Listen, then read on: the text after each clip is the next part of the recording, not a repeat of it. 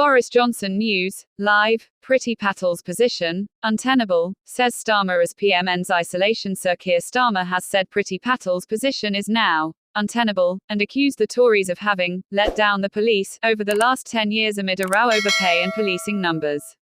The Labour leader said the government had cut thousands of police jobs and officers had not been offered a pay rise. His comments came after the Police Federation of England and Wales said it no longer had confidence in the Home Secretary. Meanwhile, Boris Johnson and Rishi Sunak's 10-day quarantine is expected to finish at the end of Monday, after the pair initially opted to take part in a pilot testing scheme that would have allowed them to skip isolation. Public anger at the proposal forced the Prime Minister and Chancellor into another embarrassing U-turn last week, but the quarantine period is now due to end. 500 sites set up for double jab to skip isolation.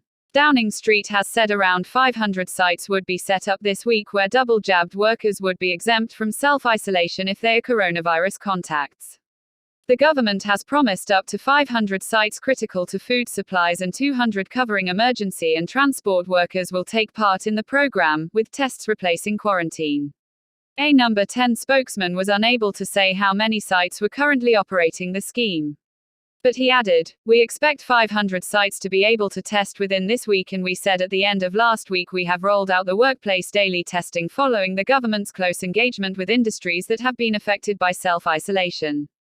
It's obviously the case that we want to avoid any disruption in critical services.